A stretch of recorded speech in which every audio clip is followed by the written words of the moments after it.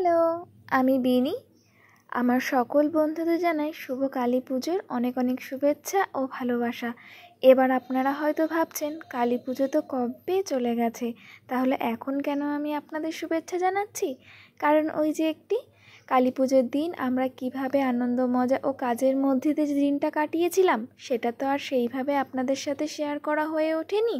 কারণও কিন্তু যেহেতু বলতে পারেন আমাদের বাড়ির সামনেই এই কালী পুজোর আয়োজনটি করা হয়, তার গান প্রায় বাজতে থাকে, এর জন্য সেইভাবে আর ভয়েস দেওয়া হয়ে ওঠেনি। এখন যেহেতু সময় পেয়েছি, এখন একটু ভয়েস দিয়ে আপনাদের সাথে পুরোপুরিটা শেয়ার করে নেওয়া যাক। এটি ছিল আমাদের পাড়ার ক্লাবের পক্ষ থেকে আয়োজিত একটি গ্রামীণ কালী পুজো।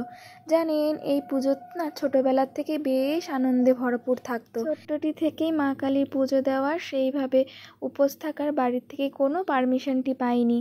তার জন্য তখন ওই ফুল গাঁথা, ফুল তোলা, এমনকি জানেন ফুল চুরি করা, এই কাজগুলোই ছিল আমাদের মধ্যে সীমাবদ্ধ।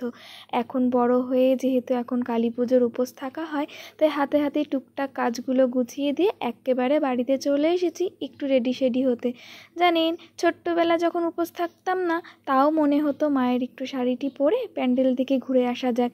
এখন যে একটু বড়টি হয়েছি, মায়ের কাছ থেকে নতুন শাড়িটি আবদার করে একেবারে গায়ে গড়িয়ে নিয়েছি। আর তার সাথে যখন মায়ের গয়নাগুলো পরা হয় না, বেশ মনটি জানেন আনন্দিত ভরে ওঠে। আর এই যে চোকারটি দেখতে পাচ্ছেন, এটি আগের বার ধনতেরাসে আমি কিছু টাকা জমিয়ে নিজের জন্য গিফট হিসেবে কিনেছিলাম। এবার যে পরিমাণে দাম বেড়েছে, আমাদের মধ্যবিত্ত ফ্যামিলিতে সোনা কেনা একটি দায় হয়ে উঠেছে। তাও যেটুক পারা যায় সম্ভব হয় সেইভাবে নিজেকে গুছিয়ে নেওয়ার চেষ্টা করছি। এই দিকে সব কিছু রেডি সেডি হয়ে একেবারে মণ্ডপে চলে এসেছি, এখনও সকলে এসে পৌঁছায়নি। তাই তো যে অগুছালো কাজগুলো এখনও অসম্পূর্ণ হয়ে পড়ে রয়েছে, সেইগুলো আমি আর এই বোনটি গুছিয়ে নেওয়ার চেষ্টা করছি। এই দিকে কিন্তু ঠাকুরমশাই চলেও এসেছেন, তিনি তেনার মতন কাজগুলো গুছিয়ে নিচ্ছেন। আর এই দিকে তারপরে এক এক করে ভাইরাও চলে এসেছে।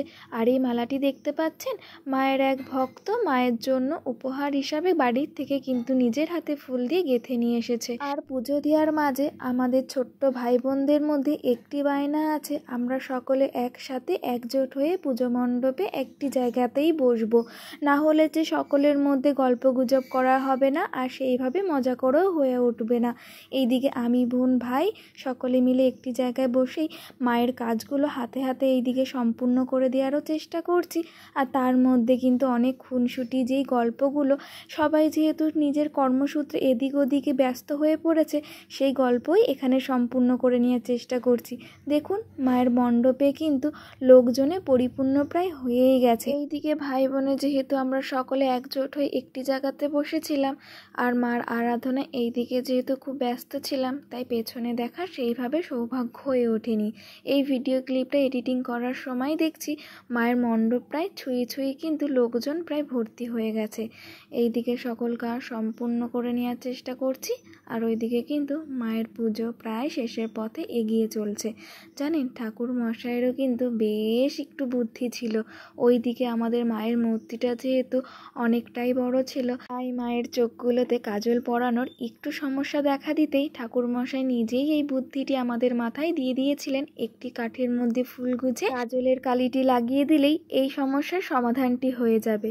ঠিক একদম আমরা তার কথা মতন কাজটি সম্পূর্ণ করে দিয়াতে ঠাকুরমশাই কি সুন্দর নাই মায়ের চোখগুলিতে কাজলটি সম্পূর্ণ করে পরিয়ে দিয়েছিলেন। এইদিকে সকলে মিলে ওই যে 108টি প্রদীপ ধরিয়ে নিয়ে একেবারে অঞ্জলিটি শেষ করে মায়ের পায়ে ফুলগুলি অর্পণ করে আমাদের পুজো প্রায় বলতে পারেন শেষের পথে।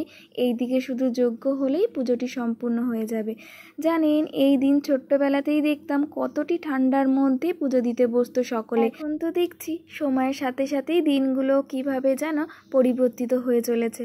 আজকের এই ভিডিওটা না এখানেই শেষ করছি। টাটা।